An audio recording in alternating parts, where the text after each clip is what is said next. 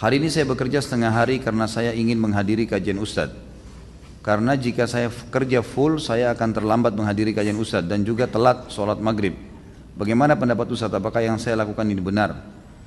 Ini bagaimana cara jawabnya nih? Hah? Kenapa kok Ustadz selalu yang di bawah-bawah nih?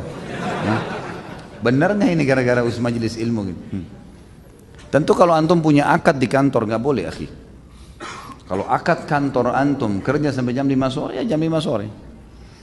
Kalau mau lebih aman, pamit. Siapa yang bertanggung jawab di kantor? Khusus hari Rabu misalnya, saya mungkin pamit untuk keluar jam sekian. Bisa nggak? Karena ada majelis ilmu yang saya mau sampaikan. Oh nggak bisa gini-gini, baik. Apa konsekuensinya? Mungkin gaji saya dipotong untuk hari itu setengah atau apa? Nggak masalah. Atau saya ganti dengan jam lain di hari lain saya lembur. Apa negosiasi coba sampaikan gitu kan? Kalau tidak ada pintu sama sekali, akadnya antum tanda tanganin harus jangan ya, nggak boleh. Majelis ilmu, majelis baik, majelis suci, nggak boleh ternodai dengan maksiat. Antum maksiat dengan tempat kerja nggak boleh. Harus bahasakan baik-baik sama mereka, gitu kan? Karena antum sudah akad. Makanya saya bilang lebih baik sampaikan. Mungkin ada di antara teman-teman yang bertanggung jawab di kantor yang muslim bisa faham. Kita berikan penjelasan dengan cara nego tadi. Mungkin gaji kita dipotong, mungkin kita ganti dengan jam kerja yang lain lembur, mungkin dan seterusnya. Hal yang positif saja, Allahu a'lam, itu yang saya tahu. Jadi lebih baik seperti itu. Kalau masalah sholat maghrib jangan dihubungkan, akhi. Sholat maghrib antum harus sholat, nggak bisa enggak. Mampir di mana saja masjid, gitu kan? Di mana saja. Saya kalau keluar telat, saya cari masjid di pinggir jalan. Mana masjid, mampir sholat dulu, baru datang ke sini, gitu kan? Nggak ada masalah, sholat dulu. Gitu.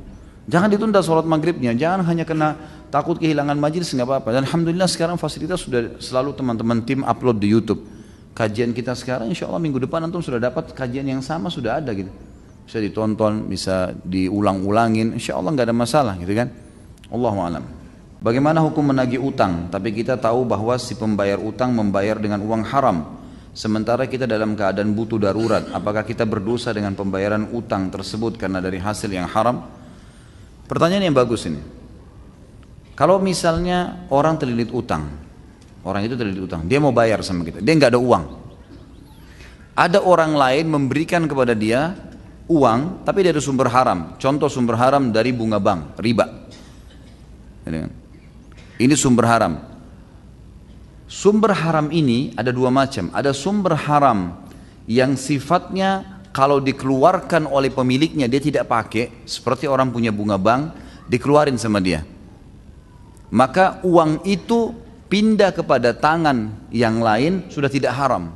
Seperti misal diberikan kepada fakir miskin yang butuh sekali, rumahnya mau rubuh, dihitung sebagai fasilitas umum ya. Karena uang yang tadinya riba itu sebenarnya waktu ditarik dia tidak pakai untuk diri sendiri, sudah menjadi hukum umum, kembali kepada hukum asal yang mengeluarkan tidak dapat pahala. Dan kalau dia pakai fasilitas umum bisa, seperti WC umum, rumah untuk orang-orang yang susah gitu kan. Atau ada orang terlilit utang betul-betul dia akan berbahaya kalau enggak, susah sekali hidup, memang tidak ada sumbernya. Ini pendapat ulama masih membolehkan. Tapi kalau sumber haram itu ya, bukan kayak riba tadi, misal dari hasil curian, korupsi, ini enggak boleh, mutlak tidak boleh. Satu-satunya pintu tadi yang dibolehkan adalah kalau uang itu adalah uang bunga bank, riba. Uang bunga bank ini fatwa ulama sekarang sudah mengeluarkan boleh untuk fasilitas umum, termasuk membantu orang yang terlilit utang besar yang dia sudah tidak mampu lagi lepas dari itu. Untuk lebih jelas antum bisa ketik di Google hukum menggunakan bunga bank. Nanti antum akan baca banyak fatwa ulama di situ, gitu kan. Maka akan sangat jelas di situ, agar jangan sampai nanti ada yang menganggap ini adalah pendapat saya pribadi. Maka bisa dilihat situ panjang lebar pendapat para ulama. Tentu saya tidak bisa bacakan semua, tapi seperti itulah gambarannya. Jadi dilihat nih. Kalau sumber yang tadi antum bilang orang itu bayar sumber haram adalah uang curian, uang korupsi, ya, hasil menipu orang, maka ini jangan diterima, nggak bisa. Walaupun antum dalam keadaan butuh, karena nggak boleh. Tapi kalau dari bunga bank orang lain bayar, emang dia mau keluarkan bunga banknya itu dia berikan, ini ada satu celah di sini yang memang dibolehkan karena orang itu kepepet. Masalah datang ke antum nanti itu sudah bukan haram buat antum lagi. Karena ini waktu dikeluarkan oleh orang itu sudah menjadi hukum umum, hukum awal ya. Kata ulama hukum asal, tidak ada pemiliknya uang itu tapi milik Allah Subhanahu wa taala. Allahu a'lam. Mengenai MLM, tidak usah disebut namanya ya.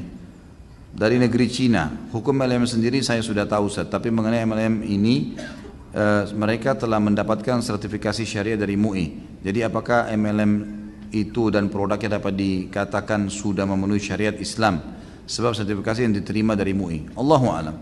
Saya pribadi tetap tidak bisa menerima MLM itu karena terlalu banyak hal yang luar biasa lah. Minimal syubhat, minimal sekali. Karena ada hukum gharar, ada hukum janji iming-iming, ada hukum expire, ada hukum ini, ada hukum itu, ada kejar target dan segala macam hal. Dan yang terlebih lagi yang ulama sorot adalah hukum jaringan, mengambil untung dari jaringan, gitu kan? Bagaimana kita mengadakan pelatihan buat guru-guru, lalu guru-guru itu ditugaskan ngajar, terus kita dapat bonus dari gajinya dia? Hasil kerjanya orang, gimana caranya? Allahu a'lam. Saran saya hindari. Tapi kalau antum berpegang pada memang ada fatwa MUI, ada fatwa dari para teman-teman asatidzah atau ulama-ulama yang lain, fadhal, silahkan, bebas-bebas saja. Jangan langsung divonis kalau ini tidak boleh. Saya tidak pernah berfanatik dengan pendapat saya dan saya tidak sarankan itu. Antum temukan dalil yang lebih kuat, fadhal, gitu kan? Tapi ini kalau mau dirincikan luar biasa, karena saya pernah menjadi praktisi di multi level dan banyak teman-teman saya yang memang saya lihat di lapangan begitu. Yang paling berbahaya secara kejiwaan adalah orang kalau masuk multi level, dia sudah anggap bisnis lain sudah tidak bisa berkembang. Ini saja yang paling berkembang. Orang presentasi apapun bagi dia kecil, dia harus bicara juga tentang dia.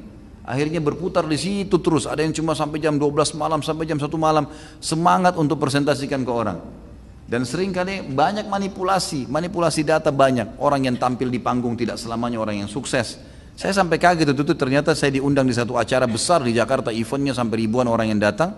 Ternyata setelah saya telusurin yang tampil di panggung itu bukan membernya, memang orang yang dihadiahin mobil BMW, dihadirkan disuruh tampil. Karena dia adalah orang yang pintar berbicara, maka untuk motivasi orang lain. Makanya buktinya berapa orang yang dapat mobil, berapa orang yang dapat bonus gitu kan. Terlebih-lebih kadang-kadang bonus ini diberikan hanya sesuai dengan poin yang dia tutup. Kalau enggak maka hilang, karena dicicilin. Ada teman saya begitu. Omsetnya sudah sangat miliaran, jaringannya sampai Masya Allah puluhan ribu. Banyak sekali seluruh Indonesia.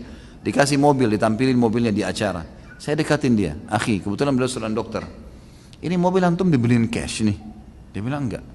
Terus ngapain? Ya ini dicicilin, setiap bulan ada anggaran cicilannya 1,5 juta waktu itu. Jadi saya cicil mobil, saya cari anggaran yang seharga ini, saya bayarin. Uang mukanya dari saya. Terus kalau antum tidak tutup poin gimana? Nggak dapat. Cicilannya nggak dapat, jadi mobil saya bayar lagi sendiri. Apa bedanya dengan dia cicil sendiri? Gitu kan? Padahal dia sudah mengeluarkan banyak sekali, miliaran, omsetnya sudah miliaran.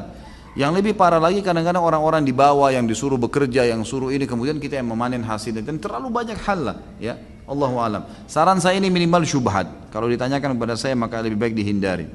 Gaji PNS itu halal atau haram Ustaz? Itu kan sumbernya dari pajak rakyat.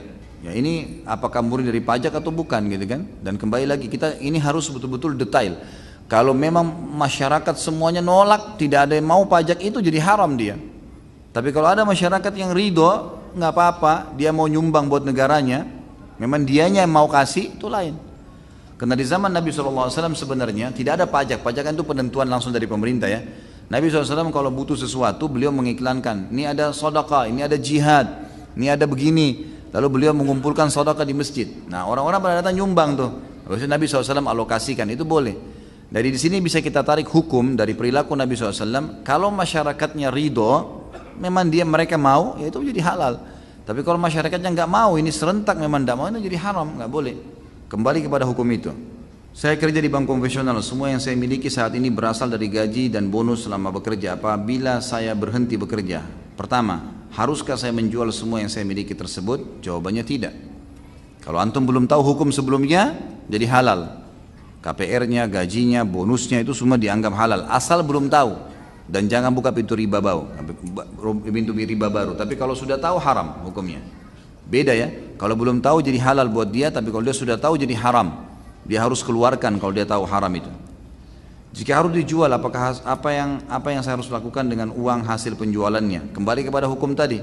Kalau belum tahu jadi halal buat dia. Mobilnya bisa dipakai, rumahnya segala dianggap halal karena dia belum tahu hukumnya sebelumnya. Gitu kan? Tapi kalau dia sudah tahu dan uang itu memang jadi aset dijual dan kemudian dikeluarkan, disedekahkan. Dia tidak pakai karena uang haram tidak boleh dipakai. Berbahaya apalagi kalau dijadikan makanan kan gitu. Bolehkah uang tabungan yang berasal dari gaji dan bonus saya gunakan untuk modal usaha setelah saya berhenti bekerja? Sama jawabannya tadi. Kalau misalnya dari awal tidak tahu maka boleh. Nah itu jadi halal buat dia.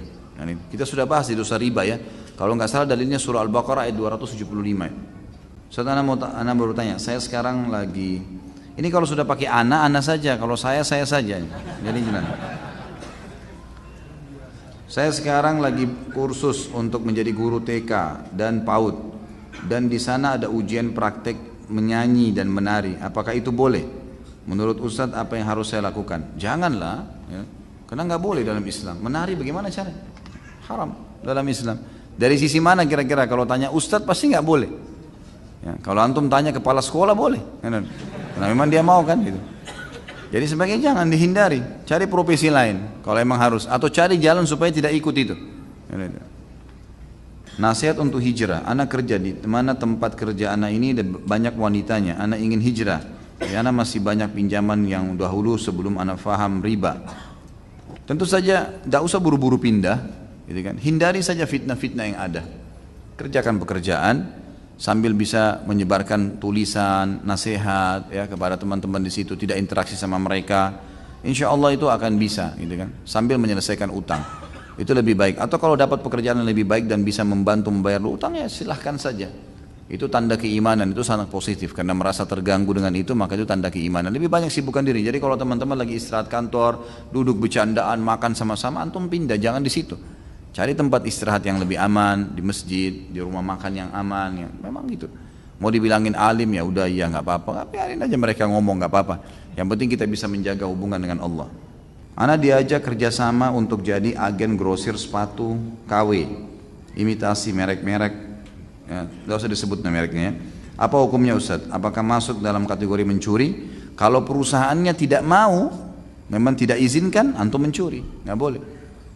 Ada beberapa pabrik teman-teman sekalian, perusahaan memang dia buat dua, atau dia buat beberapa kualitas. Dia buat kualitas nomor 1, kualitas nomor 2, nomor 3, dan dia beda-bedain harganya. Lalu antum kerjasama sama pabriknya langsung, memang pemiliknya, tapi antum mampunya modalnya yang C misalnya, yang kualitas C. Baik modalnya mungkin 100 juta, ini deh saya bisa. Mungkin yang ini 500 juta, mungkin 1 miliar yang A-nya. Maka kita ambil yang C saja. Tapi perusahaan itu bukan orang yang merekayasa ya. Tapi kalau misalnya antum bekerja sama orang yang memang mencuri hak ciptanya orang, haknya orang, itu nggak boleh. Sama tuh mencuri namanya. Nggak boleh, jangan masuk di situ akhi. Berbahaya, itu akan masuk dalam hal-hal yang haram.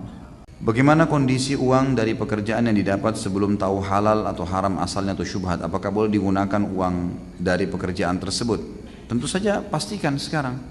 Pastikan pekerjaan antum itu halal atau tidak. Kalau misalnya dulu pernah bekerja atau sampai sekarang masih kerja di satu tempat, lalu selama ini kita sudah terima gaji setahun, belum tahu nih halal atau tidak. Langsung di pengajian kita jadi tahu kalau itu haram misalnya, haram, maka berarti jadi haram dia. Tapi yang berlalu Allah maafkan. Cuma kalau masih ada tersisa dananya, mungkin ditabung, diinvestasi, itu harus dikeluarkan, sedekahkan. Kalau dasarnya memang haram, Tapi kalau antum tidak tahu, masih ragu ini halal atau enggak ya. Mungkin karena ada sumber-sumber yang mungkin modalnya dari campuran dengan yang haram dan seterusnya, ini insya Allah masih tidak masalah. Tapi lebih aman antum keluar dan mencari tempat yang lain. Saya bekerja sebagai sales mobil di mana setiap transaksi banyak menggunakan sistem kredit dan menjadi masalah tidak semua customer menggunakan sistem syariah. Kira-kira bagaimana Ustaz? Tawarkan syariah. Usahakan antum punya relasi yang sangat kuat. Saya yakin teman-teman marketing nggak usah diajar lah. Bagaimana Anda bisa membuat barang itu laku, mobil itu laku, motor itu laku, maka kita juga bisa merayunya untuk bisa ke syariah. Caranya kita ketemu langsung ke cabang-cabang terdekat lalu bahasakan. Saya ini sering kedatangan konsumen satu hari 50 orang loh, 30 orang loh, 10 orang loh. Saya mau mereka ke bank syariah. Bagaimana penawaran Anda yang bagus buat saya? Coba diskusi. Apa yang kira-kira bisa membuat dia tergiur? Ini loh, bank konven itu tawarkan ini. Ini loh penawarannya, coba hitung-hitungan. Bisa nggak Anda lebih murah daripada ini? Supaya ada yang saya bisa sampaikan kepada konsumen, kan gitu. Coba datang, sampaikan, negosiasi. Insya Allah mudah-mudahan ada jalan keluarnya gitu. Jalan keluarnya, Allah alam, itu yang saya tahu. Karena tidak mungkin teman-teman pada saat antum membuka kredit dengan bank konvensional lalu saya bilang, oh ini nggak kena dosa. Dari sisi mana coba? Oh jelas dia akhirnya KPR ke bank riba. Dan antum penyebabnya dari sisi mana saya bisa bilang secara syar'i dan itu bertanggung jawab hari kiamat itu boleh. Tidak mungkin kan gitu. Pastilah tidak boleh. Solusinya adalah tawarkan ke bank syariah dengan cara tadi, contoh. Teman-teman marketing sangat tahu masalah ini. Atau coba datang kepada kepala dealer, kira-kira bagaimana caranya Pak, saya atau ibu saya ingin menawarkan kepada konsumen supaya mereka mau beli cash. Apa solusinya di dealer? Bisa nggak bayar cicilan 6 kali, 12 kali, di sini di dealer. Mungkin ada yang menggiurkan, sehingga kita tidak usah lagi berhubungan dengan bank misalnya. Apalah, coba sistem apa kira-kira yang bisa. Karena kita harus dapat celah syar'i, kalau enggak bisa. Celah syar'i diantaranya itu, mereka cicil sama dealer, atau kita giurkan dengan diskon yang besar, atau kalau dia beli cash, ya, kemudian dia dikasih motor kah, dikasih apalah yang menggiurkan, daripada diskon kasih benda mungkin bisa lebih menarik. Misal contoh, itu semua hal-hal yang dibolehkan secara syar'i. Nah itu yang dilakukan. Selain daripada ini, Allahu a'lam, saya tidak tahu teman-teman sekalian. Hukum kerja di perusahaan rokok. Siapa yang jawab nih? Haram. Semua pemerintah, semua dokter, semua ulama mengharamkan rokok. Bagaimana caranya kita mau bilang halal nih? Nggak bisa. Mau hidup dari mana? Hidup di bumi Allah. Hidup, keluar, bekerja, ada, asal mau. Masalahnya kita tidak mau. Ya. Ini penyakitnya harus dihilangkan teman-teman sekalian. Haram, nggak boleh. Dari sisi mana halalnya coba? Nggak ada, haram mutlak. Kalau halal, anggaplah ada satu dokter saja yang atau pemerintah yang tulis merokoklah karena Anda akan sehat. Silakan merokok, kerja di perusahaannya. Semua bilang bahaya, impoten lah, inilah, itulah, macam-macam. Kasih foto yang sudah rusak, terbakar ini, saya nggak tahu. Masih juga mau. Saya nggak tahu, mungkin saya perlu beliin kacamata kali ini supaya lihat jelas gitu kan. Maaf, jangan tersinggung temanku. Jadi kalau apa yang saya sampaikan tentang hukum syariah memang hukum agamanya, dan ini pasti kebaikan Anda. Saya sudah bilang kalau Allah Subhanahu wa taala menyampaikan kepada Anda malam ini berita, berarti Allah masih sayang kepada Anda. Wallahi masih disayang. Karena kalau tidak tahu malam ini, sampai kapan kira-kira mau tahu? Bagaimana kalau 10 tahun lagi baru tahu dan 10 tahun semuanya makan yang haram? Kan lebih berat hukumannya. Maka lebih baik malam ini dan jangan bekerja di situ. Kerja di tempat yang lain, keluar, banyak pekerjaan. Semut di lubangnya Allah kasih rezeki. Bagaimana dengan ya manusia? Saya pegawai di salah satu bank konvensional. Setelah saya tahu jika bekerja di bank itu riba, saya berniat untuk berhenti. Tapi saya masih ragu karena sempat konsultasi ke beberapa teman bahwa dilihat dari manfaat bank itu lebih banyak daripada mudaratnya. Karena hampir seluruh perusahaan yang ada di Indonesia menggunakan jasa bank. Baik, kira-kira kalau antum meninggal dunia, antum akan bilang sama Allah apa nih? Ya. Oh ini karena banyak manfaatnya buat orang. Lalu Allah cuma jawab satu, tapi saya haramkan. Kira-kira kita mau jawab apa? Urusannya mau manfaat bagi orang banyak atau tidak, intinya haram. Orang buka tempat perzinahan teman-teman, ingat ya, riba, zina, durhaka sama orang tua, dosa besar semua ini. Berarti levelnya sama. Untuk lebih memahami, bagaimana kalau ada orang bilang saya buka jasa perzinahan untuk membiarkan, untuk memberikan manfaat kepada orang, supaya orang mau melampiaskan syahwatnya bisa masuk di situ, manfaat buat orang, tapi haram, tanggung jawab hari kiamat, nggak bisa. Sama halnya dengan ini teman-teman sekalian. Jangan pernah takut untuk meninggalkan sesuatu yang haram. Dan kalau teman-teman seperti ini sudah sering saya jawab. Kalau antum sedang ada perasaan takut mau meninggalkan karena ini haram, datang ke seorang ustadz, saya mau tinggalkan nih, tapi saya nggak tahu nih, saya nggak tahu harus bagaimana nanti nama baik saya sudah terlanjur punya kerjaan, teman-teman saya, keluarga saya, kemudian saya juga sudah punya pendapatan dan seterusnya lah, fasilitas kendaraan dan macam-macam. Kalau saya tinggalkan, maka martabat saya, nama saya, makanan saya semuanya terganggu nih. Dan itu, seperti itulah. Lalu bagaimana hukumnya? Tetap jawaban agama haram.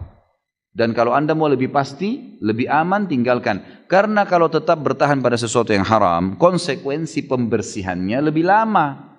Sementara kalau dosa yang kita kerjakan saja, tidak kita tahu masih ada pembersihan, yang kita tahu sedikit juga pembersihannya ada. Apalagi kalau yang sudah besar, bertahun-tahun antum bertahan.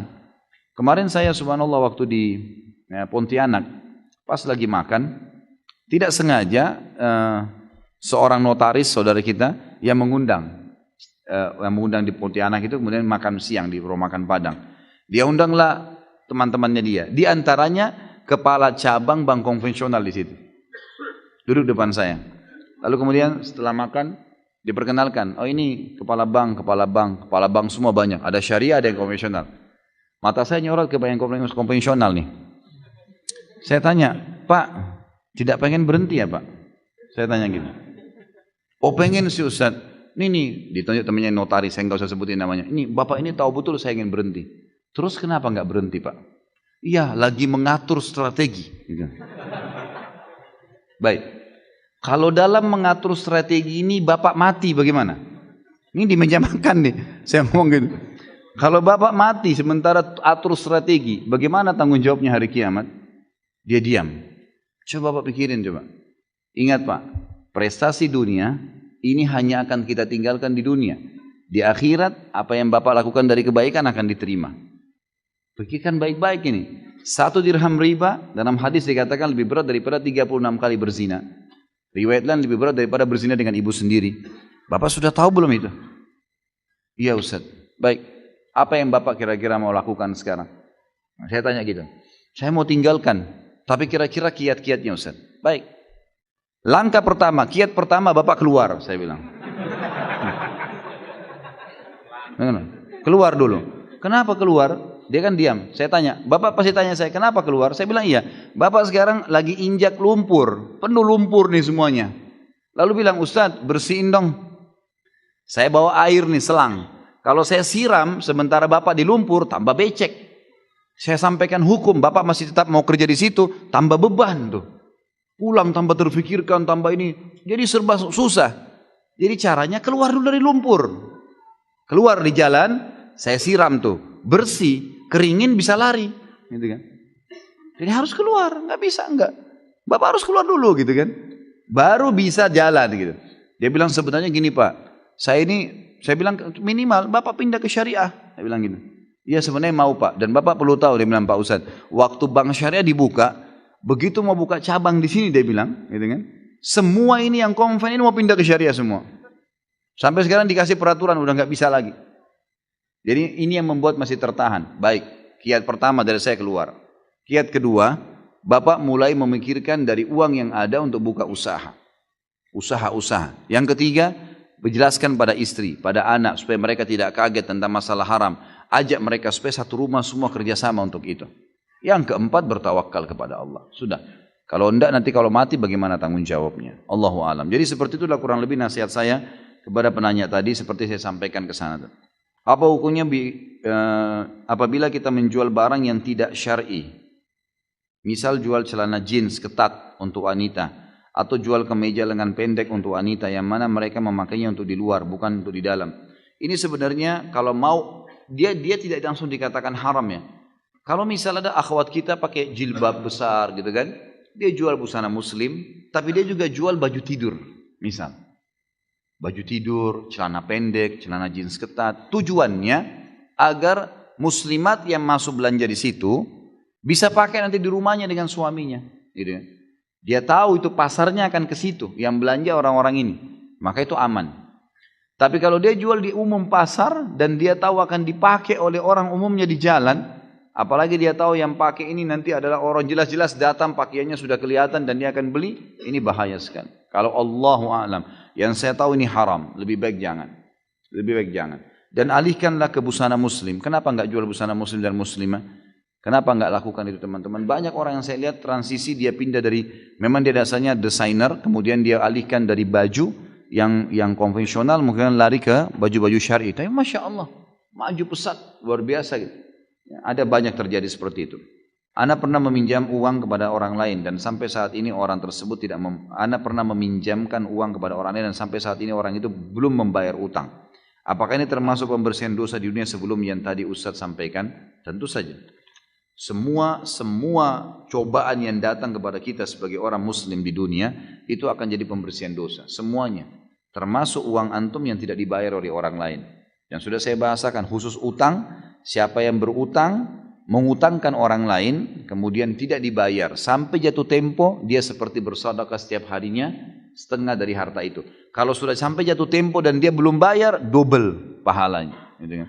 Double. Jadi seakan-akan kita sedekahkan setiap hari double itu. Maka mungkin kalau orang tidak utang dengan kita, maka kita tidak akan sedekah sebanyak itu, tidak dapat pahalanya. Bersangka baiklah dengan Allah. Ketika kita berhutang dengan orang lain, tapi sebelum kita bayar ternyata orang tersebut sudah meninggal dunia, lalu kita tidak tahu di mana rumah keluarganya saat ini. Apakah hutang tersebut akan jadi tanggungan ana sampai hari kiamat nanti? Bagaimana ana membayarnya, sedangkan tidak tahu di mana rumahnya? Sudah kita jawab ya. Jadi sedekahkan atas nama orang itu. Tentu setelah berusaha mencari tahu ya, kalau sudah tidak tahu sama sekali baru sedekahkan atas nama orang itu. Bukan atas nama antum tapi atas nama orang itu. Apakah boleh berinfak dengan niat membayar utang tersebut? Orang yang kita tidak bisa temui tadi, ya sudah saya jawab. Saya pernah mendengar kajian tentang riba. Apakah uang yang tercampur dalam bank itu riba? Sedangkan gaji setiap bulan selalu ditransfer ke bank dan selalu mendapat bunga. Tentu saja tergantung pekerjaan antum. Kalau pekerjaannya halal maka tidak ada masalah. Dan kalau bisa dialihkan ke bank syariah, saya sudah katakan itu jauh lebih baik. Alihkan ke bank syariah jauh lebih baik. Kalau tidak bisa pun harus di situ, ya sudah. Apa boleh buat, yang penting jangan interaksi dengan bunganya. Kalau lagi di print tiap bulan misalnya, print, minta, ada kan kodenya sendiri bunga itu. Ini jangan diambil bunganya. Jangan interaksi di situ. Dan insya Allah tidak ada masalah. Kalau tidak ada jalan lain. Kalau masih bisa, alhamdulillah lebih baik dipindahkan ke bank syariah sebagaimana sudah saya pandu pertemuan yang lalu. Dulu waktu SMP saya pernah menipu es kelapa. Saya tidak bayar ketika ramai. Saya bilang uang saya 10.000. Jadi saya dapat es kelapa dan kembalian haram itu, Ustaz. Pertanyaannya, apa saya sudah tidak bisa masuk golongan 70.000 umat Muhammad, umat Rasulullah SAW masuk surga tanpa hisab? Masih bisa, tapi taubat dan kembalikan. Cari itu penjual es tuh. Coba suruh bandel dulu. Hah? Ini iseng bener nih. Ambil es kelapanya orang nggak bayar. Baiklah, mungkin belum tahu. Jadi sekarang datang ke sekolah itu, kalau masih ingat sekolahnya. Biasanya tuh subhanallah penjual-penjual di kantin di sekolah itu masih ada. Saya dulu sampai kalau tidak salah kuliah ya, sudah selesai kuliah malah. Saya datang ke SD saya di Makassar masih ada tuh guru yang pernah ngajar saya. Gitu kan. Masih ada tuh penjual-penjual gitu kan, masih ada, subhanallah. Jadi memang masih ada, coba tanya. Kalau ada kembalikan, maaf ya dulu saya tidak mengerti hukum agama tapi saya pernah begini, kembalikan uang 10.000 rupiah itu. Sama tadi hukumnya, kalau tidak ketemu, sedekahin. Taubat, sedekahkan, maka insya Allah akan masuk 70.000 itu. Bagaimana bila ada orang berhutang kepada orang lain melalui perantara saya dan tidak dibayar sampai sekarang, apakah saya turut berdosa? Apakah saya harus menggantinya? Tergantung kesepakatan awal. Kalau antum menjadi penjamin, ini orang si A pinjamin aja, antum bilang sama si B, ini si A pinjamin aja, saya yang tanggung, saya penjaminnya. Oh itu wajib, nggak bisa. Kita jamin, tapi ini loh teman saya butuh uang, ini loh teman saya mau menikah, tapi silakan ya ditanya semuanya, saya tidak bertanggung jawab. Mau dipinjamin silakan, mau dinikahkan silakan, tapi saya tidak bertanggung jawab. Saya cuma memenuhi niat dia yang baik, itu yang paling aman. Jadi jangan bilang saya jamin, nggak boleh. Mengatakan jamin ini berarti masuk dalam syarat yang wajib dipenuhi. Antum jadi penjamin, antum harus menjamin itu. Penjamin berarti kalau dia hilang, dia lari, maka dia harus digantikan. Itu konsekuensinya. Makanya jangan jamin. Jangan jamin sama sekali. Bantu saja. Ingat, masuk dalam masalah utang tadi, masuk juga dalam masalah menikah. Banyak orang begitu, dia bantu temannya menikah. Lalu dia bilang, saya jamin kok teman saya baik begini. Jangan, walaupun antum tahu dia. Kalau ditanya baik nggak orangnya, setahu saya baik, tapi dia mau menikah loh ya sama adik kamu, tanyain baik-baik, jangan bebankan saya. Saya cuma bantu karena dia niat baik, tapi saya tidak bertanggung jawab. Silakan tanyain, begitu saja. Jadi jelas kita lepas dari hukum syar'i. Ada sebuah lembaga di sana memberikan info ke orang-orang untuk membantu memberikan pinjaman kepada orang yang sedang membutuhkan pinjaman. Lembaganya memberikan fasilitas kepada peminjam untuk menginfokan kebutuhan dia kepada orang-orang melalui website. Jadi seperti diiklankan sehingga bisa dengan mudah mendapatkan pinjaman. Income dari lembaga tersebut adalah infak operasional 0 sampai 25% diberikan kepada si pemberi pinjaman. Dan sifatnya apa ini? Baiklah. Misal si A sama dengan peminjam dan si B pemberi pinjaman. Si A diiklankan oleh lembaga bahwa sedang membutuhkan dana sebesar 10 juta untuk modal dengan batas pengembalian disepakati. Kemudian si B bersedia membantu melalui lembaga dengan memberikan pinjaman 10 juta dan infak ke lembaga misal 10% dari 10 juta. Jadi bisa milih infaknya berapa. Si A akan mengembalikan uang kepada si B sebesar 10 juta. Apakah ada celah riba dan kezaliman? Bagaimana hukum infak yang diterima lembaga? Riba, nggak boleh. Apa haknya lembaga itu ngambil? Selama utang tidak boleh, nggak bisa. Antum mau membantu, saya sudah pernah bilang, ada dua investasi, ada investasi akhirat. Utang dan gadai tidak boleh bertambah, tidak bisa. Mau dinamakan itu sedekah, infak kah, 2% kah, 1% kah, 0, sekian persen, tidak boleh, nggak bisa. Karena utang tidak boleh berbunga, antum pun tidak boleh mengambil untung dari situ. Sama saja, kan gitu. Jadi nggak bisa. Allahu a'lam, ini yang saya tahu. Lebih baik dihindari. Kalau memang antum mau buka lembaga, hutangkan orang, jangan ambil keuntungan dari situ. Jangan ambil keuntungan. Memang iklanin si A butuh uang, lalu si B didapatkan ternyata bisa membantu, ya sudah antara mereka silahkan berjalan. Kita bantu lillahi ta'ala. Kalau ada di antara mereka yang memberikan, dia sendiri yang mau, itu lain, itu halal. Tapi kalau kita mengatakan ya ini ada infaknya ya, tapi terserah bebas berapa, sama aja. Tetap masuk dalam mengambil bunga atau ada nilai dari utang, tidak boleh. Utang tidak boleh bertambah teman-teman sekalian. Itu hukum syar'inya. Kalau Anda mendapatkan hasil jual beli mobil milik orang tua, boleh tidak setengah uangnya saya pakai untuk umroh dan setengah lagi saya pakai buat DP mobil lagi dengan persetujuan orang tua. Kalau pemilik uang setuju nggak masalah, orang tua atau orang lain. Ada teman kita investasi dengan kita 100 juta, lalu kemudian untung 20 juta misalnya. Lalu kemudian kita ingin umroh, minta izin sama dia pemilik uang, ini 20 juta, tadinya kita bagi 10-10 nih, 50-50% keuntungan. Tapi saya pengen umroh, bisa nggak saya pakai dulu? Tapi itu utang. Oke, kalau dia izinkan silahkan, nggak ada masalah. Sama halnya juga kalau digunakan untuk bisnis yang lain, buka cabang atau apa saja, beli produk-produk yang baru ya, untuk inovasi baru, maka itu semua selama pemilik modal mengizinkan tidak ada masalah. Bahkan kalau pemilik modal memberikan, menghalalkan, itu semua adalah halal. Saya seorang profesional video maker, pekerjaan saya syuting dan edit video. Alhamdulillah saat ini saya mengenal sunnah. Ternyata musik yang menjadi bagian dari pekerjaan saya untuk edit video itu haram dalam Islam. Apakah nafkah yang saya dapatkan haram? Jika musik tanpa lirik yang saya gunakan juga haram, mohon pencerahannya Ustaz. Tentu saja teman-teman sekalian sudah pernah kita jelaskan panjang lebar hukum musik. Dan saya sudah bahasakan, jumhur ulama mengatakan tidak ada pintu untuk membuka pintu musik itu halal.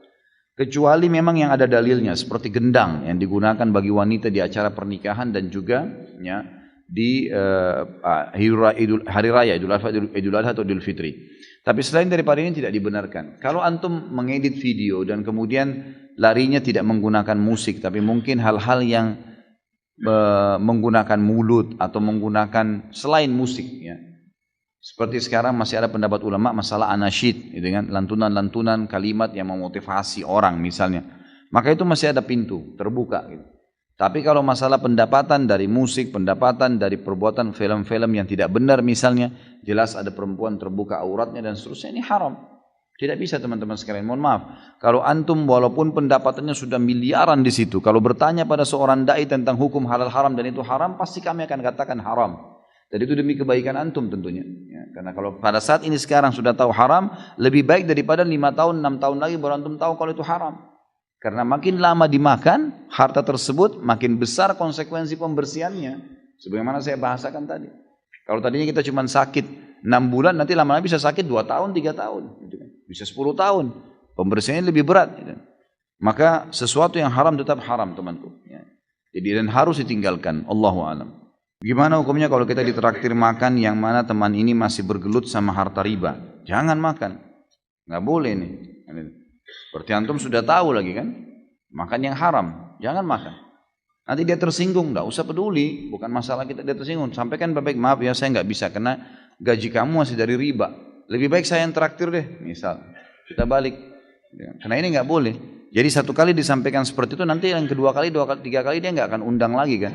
Karena memang dia tahu kita nggak boleh teman-teman. Memakan sesuatu yang haram, baik dari penghasilan kita atau penghasilan orang lain sama. Konsekuensinya ada pembersihan. Minimal penyakit menimpa badan antum. Itu apa? Repot-repotin diri. Nggak usah. Bahasakan kalau nggak boleh. Sudah tahu jelas dari haram, nggak boleh. Kalau kita tidak tahu sumber pendapatannya dia halal atau haram, kemudian kita tahu secara zahir yang kelihatan orangnya baik, nggak apa-apa. Setelah kita makan ternyata kita tahu bahwasanya itu adalah pendapatan haram, insya Allah tidak ada beban syar'i di situ. Ya. Tetapi tetap ada pembersihannya. Jadi jangan sampai nanti antum makan sesuatu yang haram, antum tidak tahu nih, lalu berjalan waktu. Sebenarnya kemudian baru antum tahu, oh ternyata orang ini haram nih, kerja di tempat riba misalnya, haram. Maka jangan heran tiba-tiba antum mules, 3 hari sakit, buang-buang air besar, itu pembersihan. Pasti ada pembersihannya, tahu atau tidak tahu gitu. Ada pembersihannya di dunia. Kalau di akhirat antum lepas dari hisab karena tidak tahu hukum. Ana kerja di hotel, sering dapat hadiah dari tamu. Apakah ana wajib membagi teman ana dari hadiah itu? Ana sering membaginya ke teman ana. Apakah ana dosa sewaktu-waktu ana tidak membagi ke teman ana? Tentu saja itu bebas, bisa bagi bisa tidak. Itu hak antum, hak anda itu. Mau kasih atau tidak. Saya diberikan, saya dapat usaha sama dengan gini. Saya dapat keuntungan dari bisnis. Apakah saya harus membagi kepada teman saya? Jawabannya tidak. Bebas saja. Mau kasih silakan, tidak kasih nggak masalah. Bagaimana caranya agar terlepas dari kalung-kalung iblis tersebut? Berilmu, punya ilmu syar'i sehingga terpandu. Tadi saya sudah rincikan bagaimana orang yang paling mulia dalam masalah harta adalah orang yang memiliki ilmu, kemudian hartanya teratur dan terkontrol dengan ilmunya. Masalah hawa nafsu, dia menikah, lampiaskan pada pasangan yang halal. Begitu pula dengan jabatan, tidak usah dikejar. Cobalah pekerjaan yang di depan mata kita yang termudah dan jangan tambah program hidup kecuali memang darurat. Karena makin ditambah program hidup, maka butuh ekstra tenaga, energi, ekstra waktu, dan juga ekstra pengawasan. Karena kalau kita buka pintu baru dari usaha-usaha atau dari apa saja itu butuh ekstra semuanya. Energi kita, waktu kita, dan juga ada pengawasan. Pengawasan terhadap usaha kita juga diawasi ekstra oleh para malaikat. Maka sebaiknya harus dibatasi. Itu akan membuat kita tidak mengejar jabatan. Baik, pertanyaan yang pertama. Ustaz, ada seorang yang meminjam uang tapi mungkir atau mangkir dari janjinya dan akhirnya ana suruh dia bersihkan kebun sebagai gantinya. Kemudian dia mau minjam lagi tapi tidak ana berikan karena pengalaman sebelumnya. Berdosa ke ana? Tidak berdosa. Sama sekali tidak berdosa. Malah itu pilihan yang tepat. Kalau ada orang sudah pernah utang sama antum dan dia tidak bayar, antum punya hak tidak kasih selamanya. Itu hak kita. Karena meminjamkan uang itu beda dengan orang yang minta sedekah, lain. Kalau ada orang miskin kita tahu minta sedekah itu jangan ditolak. Tapi kalau orang mengajak investasi, ya, meminjam utang, ini semua hak kita. Boleh kita tolak, bisa kita terima. Walaupun orang itu dasarnya kita belum tahu sebelumnya. Artinya tidak pernah punya pengalaman buruk. Itu hak antum. Boleh antum tolak, boleh antum beri. Itu hak antum sepuluhnya. Apalagi kalau orang itu sudah punya pelanggaran-pelanggaran, maka kita punya hak untuk tidak memberikannya. Ana saat ini bekerja sebagai karyawan. Alhamdulillah pekerjaan halal. Insya Allah yang menjadi ganjalan halal insya Allah. Yang menjadi ganjalan adalah lingkungan kantor di mana orang-orangnya jika sedang ngobrol bercampur antara yang boleh dan tidak boleh. Kemudian terjadi ikhtilat dan banyak wanita yang tidak memakai hijab. Di sisi lain ada pekerjaan menjadi guru, bimbingan belajar Islam. Ataupun sekolah sunnah yang menawarkan lingkungan islami namun gajinya lebih kecil. Apa yang harus saya lakukan dengan keadaan ini dalam timbangan syariat? Tentu saja yang nomor satu didahulukan adalah sumber pendapatannya dulu. Gaji antum halal atau tidak? Pekerjaan perusahaan itu halal atau tidak? Kalau masalah kasus ikhtilat itu antum masih bisa menghindar. Tidak usah ngobrol-ngobrol di situ, gitu kan? Kan selesai. Kalau orang lagi ngobrol-ngobrol hal-hal jangan ngobrol-ngobrol. Atau antum bisa hidupkan suasana pengajian di kantor, ya, sehingga mereka hadir, gitu kan? Ada beberapa kantor saya bina di Jakarta ini yang alhamdulillah akhirnya dari awal tidak ada hijab malah sampai ada hijab. Kemudian dari awal tidak faham jadi faham. Walaupun hanya sekarang sebulan sekali, tapi alhamdulillah bisa berjalan gitu. Dengan bergeraknya 1-2 orang ikhwah saja di situ. Akhirnya teman-teman jadi faham, jadi ada jarak, jadi maksudnya mereka jadi bisa memahami mana syariat, mana yang dibolehkan, mana yang tidak dibolehkan gitu. Kalau sumbernya halal maka nggak ada masalah, pertahankan saja. Ya, kalau memang antum lihat sumber kebutuhan antum lebih besar di situ. Tapi kalau seandainya memang ternyata itu mengganggu secara kejiwaan, nggak bisa terlepas. Seperti misalnya ada banyak wanita di situ yang fasikah, yang tidak paham agama, datang main teplok saja, main ngobrol, main duduk, main ini, main sekarang. Malah kita sering diolok-olok gitu kan, sering sengaja digangguin supaya terjadi pelanggaran-pelanggaran agama. Maka antum pindah, jangan. Ya. Kalau terjadi fitnah, jangan di situ. Gitu kan. Tapi yang paling pertama lihat sumbernya dulu, lihat sumbernya. Kalau sumbernya haram mutlak antum harus pindah. Kalau sumber pendapatannya yang jadi gaji nanti halal, tinggal masalah lingkungan antum berusaha menghindar saja semaksimal mungkin. Kalau lingkungan juga mengganggu baru antum pindah ke lingkungan yang tadi yang lebih baik. Apakah hutang bisa mempengaruhi terhalangnya doa? Kalau doa tidak, Allahu alam. Kalau doa, karena tidak pernah ada dalil masalah itu. Tapi utang itu yang ada dalam hadis jelas dia akan kalau orang itu meninggal maka ruhnya akan bergantung antara langit dan bumi. Artinya Allah SWT tidak terima sampai utangnya terbayar.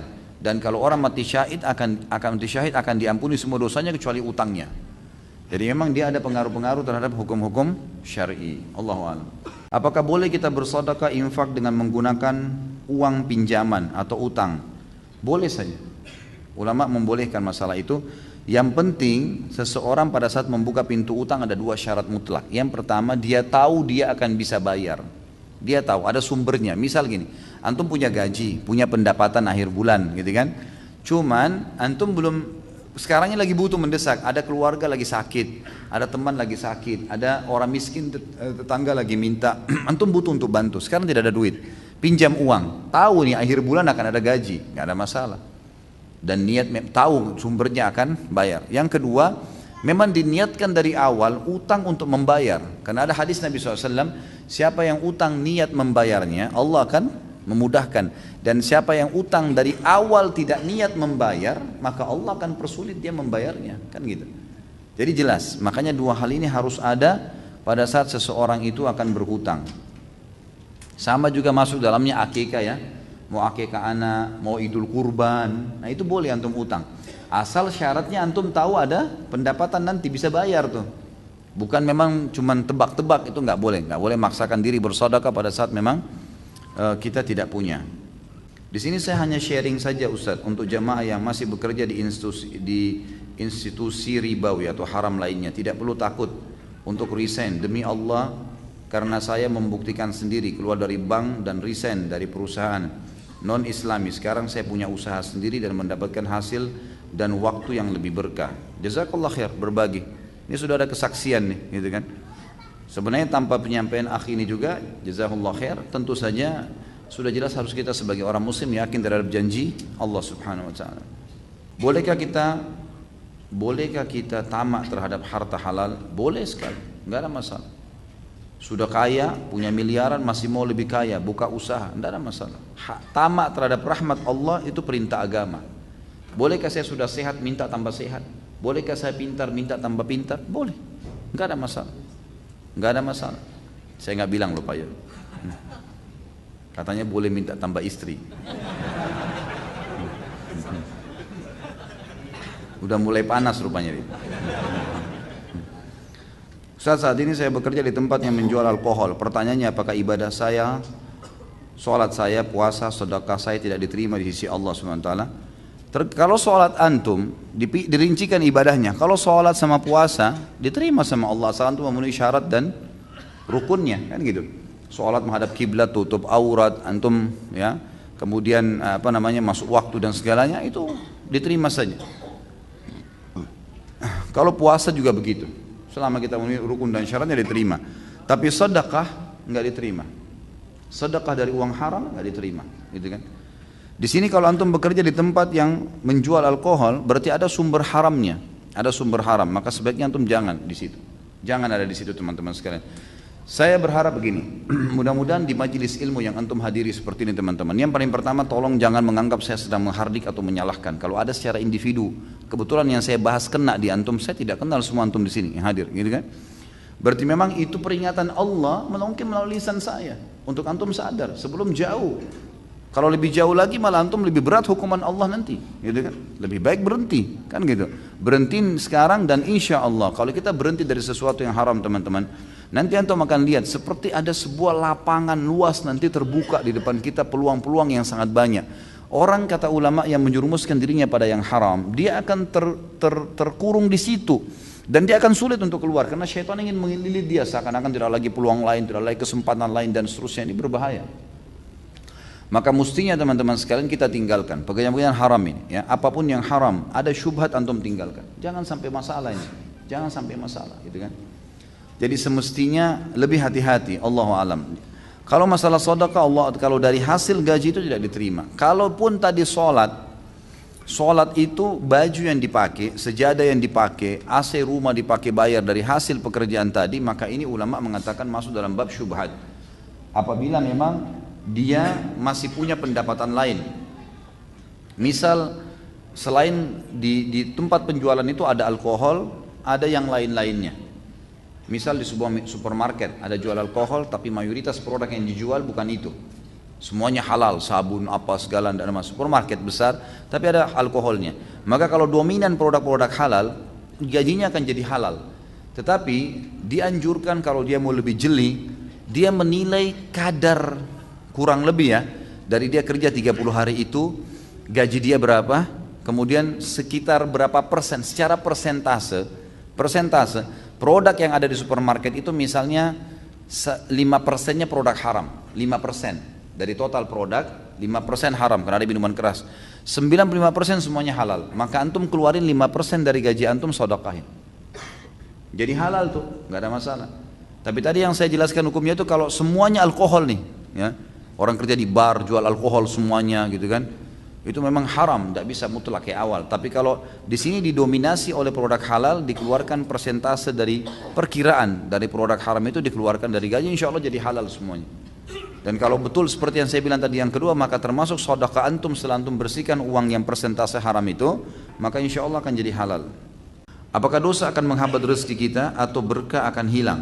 Tentu saja akan menghambat, itu ada hadisnya. Tidak ada satu kaum, kata Nabi SAW dalam hadis Bukhari, yang membiarkan praktek zina ataupun riba di antara mereka kecuali Allah akan tahankan ya, rezeki dari langit. Memang bisa menahan. Kalau dia bertaubat maka rezekinya akan diberikan. Apa ini? Katanya kerja di perpajakan tidak boleh. Bagaimana hukumnya kerja di bidang keuangan yang lain, tapi masih satu lembaga dengan lembaga yang membawahi pajak, ya. Seperti Kementerian Keuangan, gitu kan? Pokoknya yang kita bicara masalah pajaknya. Kalau ada sumber yang lain, ya, dan di cabang yang lain, ya itu tergantung penghasilannya dari seperti apa. Karena ada instansi pemerintah kita yang butuh dibahas secara hukum syar'i. Karena memang dia masuk dalam hal yang tidak boleh, seperti kasus perpajakan, dan ada hal yang memang tidak ada masalah, gitu kan? Seperti PNS orang jadi guru misalnya, tidak ada masalah, tidak ada sesuatu yang haram di situ, kan gitu. Jadi Allahu a'lam dilihat cabang pembahasannya apa nih, apa yang sedang menjadi sumber pendapatannya. Kalau antum melihat ada sumber haram atau minimal syubhat, tinggalkan, ya, tinggalkan. Allahu a'lam. Dan teman-teman sekalian, saya sudah berapa kali bilang, jangan kurung diri kita di bingkai kehidupan yang kita buat sendiri. Saya kalau keluar dari sini saya mau makan apa? Saya kalau tidak nikah sama orang ini saya bisa gila, atau apalah. Saya kalau tidak makan di rumah saya nggak bisa makan. Akhirnya betul-betul nggak bisa makan kecuali di rumahnya dan seterusnya. Ini mengurung dirinya di bingkai kehidupan yang dia buat sendiri. Udah luasin aja, tidak bisa di sini haram, mentok pindah, gitu kan? Orang yang begini cepat mendapatkan jalan keluar karena dia tidak memperumit sendiri masalahnya. Saya bekerja di restoran yang menjual minuman alkohol dan saya sebagai pembuat. Saya ingin pindah kerjaan, cuma penghasilannya yang menjadi pertimbangan. Apa solusinya Ustaz? Seharusnya saya tidak punya, apa ini? Saya tidak punya keahlian. Saya sudah bilang kalau Ustaz ditanya masalah haram berarti hukumnya haram. Nggak bisa. Keluar, nggak boleh nggak. Penghasilan kurang nggak masalah, harus keluar. Terus sampai kapan antum mau di situ? Sampai yakin ada pekerjaan lain? Kapan? Kalau meninggal sebelum dapat pekerjaan baru? Coba, gimana cara menjawabnya? Ada jaminan antum bisa hidup setahun, 2 tahun ke depan? Gak bisa. Tanggung jawab, sedangkan yang sudah kita lakukan saja ada pertanggungjawabannya, apalagi yang akan kita susul ke depan. Belum lagi kalau sudah menikah, istri anak makan dari hasil haram, bagaimana bisa? Keluar teman-teman sekalian, lebih mulia jual nasi uduk walaupun untung sedikit, gak masalah, halal. Dan kapasitas perut antum cuma 1-2 piring makanan, sebentar meninggal masuk surga. Untuk apa kita repot-repot dapat penghasilan besar tapi masuk ke neraka, siksa di kubur, kan berat, ya.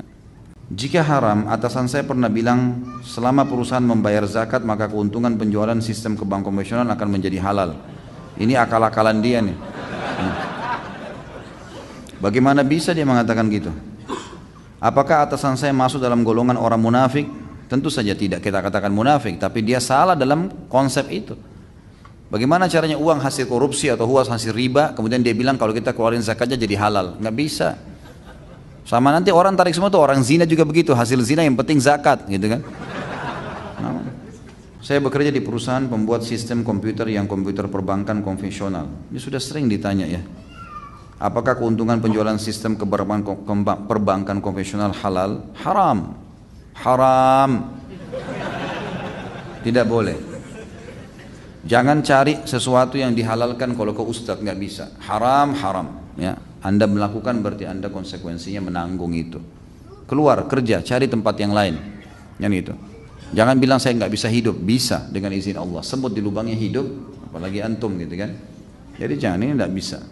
Bapak saya sudah tahu hukum riba, namun dia tetap melakukan praktek riba, meminjam uang dari bank dan meminjam pada orang dengan bunga pinjaman. Saya adalah anak yang masih dalam tanggungan orang tua.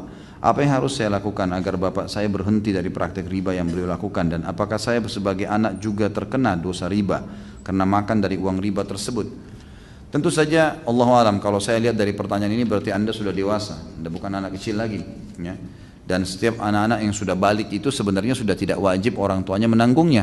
Perlu diketahui kalau anak laki-laki ya, anak laki-laki itu kewajiban orang tuanya memberikan nafkah hanya sampai balik. Kalau sudah lewat dari balik tidak ada kewajiban ayah lagi. Jadi antum sudah harus bekerja. Kerja apa saja, sama teman, kalau pulang sekolah, numpang ya, untuk bantu-bantu apa, mungkin dapat gaji, minimal bisa makan. Kalau orang tua punya penghasilan, tidak ada penghasilan kecuali dari situ, jangan ikut-ikutan. Karena itu haram, pastilah kena tampiasan dosanya karena kita tahu. Dan Allah tidak akan membiarkan antum mati kelaparan kalau antum meninggalkan yang haram. Kata Nabi SAW dalam sebuah hadis riwayat Imam Muslim, man taraka syai'an lillah abdalahu khairan min. Siapa yang meninggalkan sesuatu karena Allah, Allah akan gantikan dia sesuatu yang lebih baik. Harus yakin dengan itu. Jadi Allah alam bisa kena tampiasan. Kalau bagaimana menyadarkan orang tua, tidak ada yang mengalahkan wahyu. Sampaikan dalil-dalil tentang masalah riba. Tapi kalau orang tua lebih baik mungkin supaya lebih santun, dicari orang ketiga yang bisa ngomong sama beliau, atau diberikan hadiah buku misalnya, atau mungkin dalam kondisi beliau lagi tenang, duduk baik-baik di dekatnya, sampaikan dengan baik-baik, ayah saya dengar di pengajian seperti ini, maaf bukan menggurui, tapi kayaknya ini adalah perbuatan yang dilarang oleh Allah gitu. Bagaimana kalau seandainya dengan cara lain, misal dikasih solusi minimal ke perbankan syariah, atau mungkin ke teman-teman ayah yang punya modal, kita bisa bahasakan itulah, ya, itu lebih baik. Apabila kita terlilit utang dan orang yang dihutangi, bila kita meminta untuk diringankan atau mengikhlaskan, apakah tidak apa-apa Ustaz?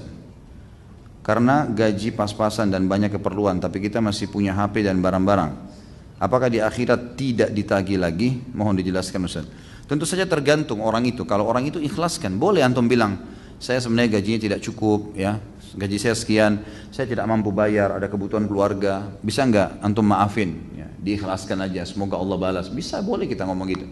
Kalau dia mau, kalau dia nggak mau nggak bisa. Jadi antum tetap punya kewajiban untuk membayar gitu. Insya Allah jalankan hadis Nabi SAW. Insya Allah dengan menjalankan hadis Nabi SAW, siapa yang berutang pada seseorang, kemudian dia niat memang dalam hatinya mau membayarnya, Allah akan mudahkan dia membayarnya. Siapa yang niat utang dari awal tidak mau membayar, Allah akan persulit dia. Maka kata kuncinya kembali ke hadis ini. Niatkan dari sekarang, insya Allah saya mau membayar, ya Allah mudahkan, walaupun dicicil, maka Allah akan mudahkan. Ustaz mohon masukannya, saya telah ikut menanam modal di koperasi 100 juta. Uang itu disalurkan oleh pihak koperasi untuk pedagang-pedagang yang membutuhkan untuk usaha mereka, yang nantinya hasil usaha mereka dikelola oleh pihak koperasi untuk dibagi pihak koperasi sendiri, untuk pihak pedagang dan untuk pihak saya sendiri sebagai penanam modal. Yang saya herankan, saya dapat hasil 10% dari saya menanam modal 100 juta setiap bulannya. Jika sudah berjalan 1 tahun, maka saya diberi 2 opsi, yaitu berhenti atau melanjutkan.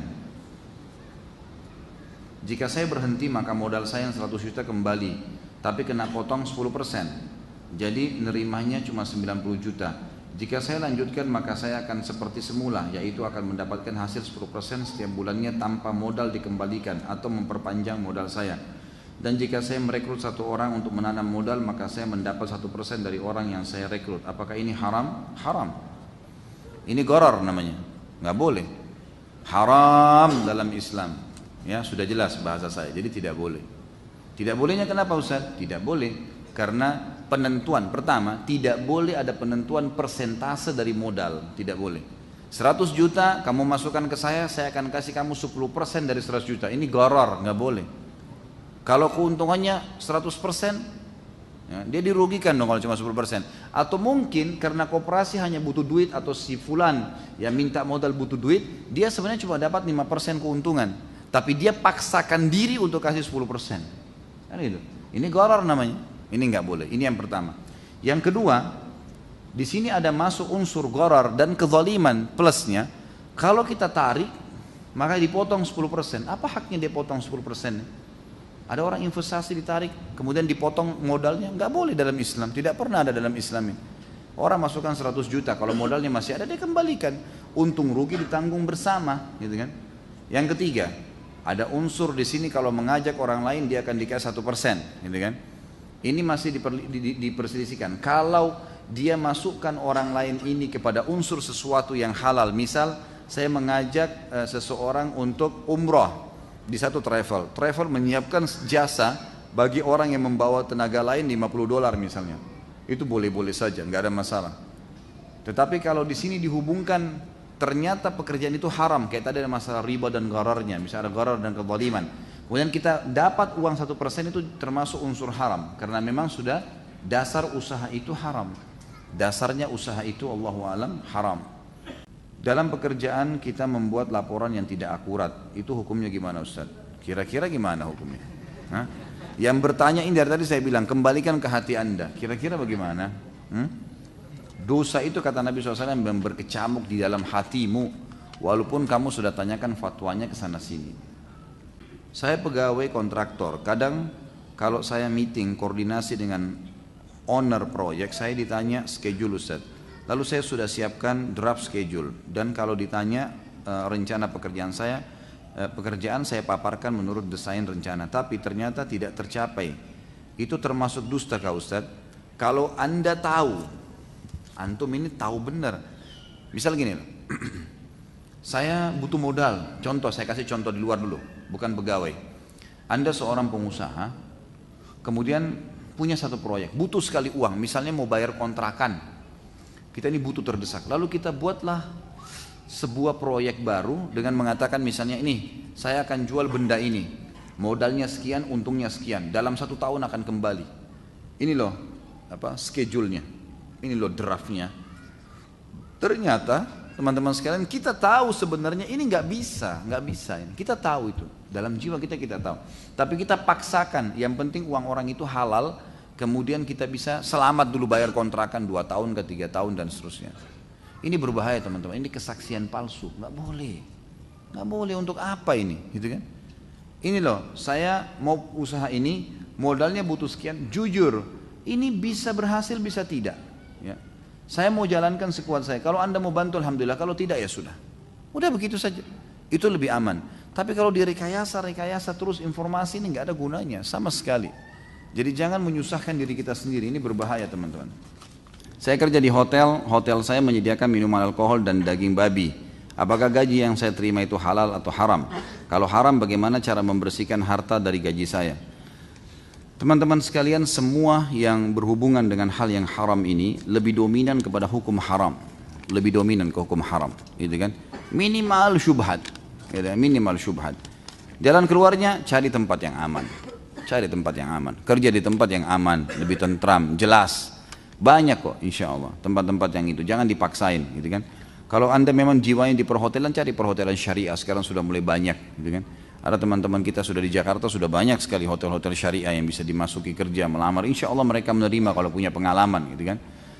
Itu lebih aman. Atau cari tempat kerja di restoran yang memang jauh dari minuman-minuman keras, yang memang kalau bidangnya di situ, ya itu, maka lebih baik, Allahu a'lam. Karena kalau ada khamar terus kita mau mengatakan gajinya halal atau haram, menjawabnya bagaimana? Tentulah lebih dominan kepada haram, karena ada yang haram di situ kan. Saya pernah ditanya oleh seorang muslim juga yang kerja di salah satu minimarket dan di situ jual khamar, halalkah gaji saya? Jawaban saya sama. Kalau anda tanya kepada saya hukum syar'i, saya mengatakan tidak halal.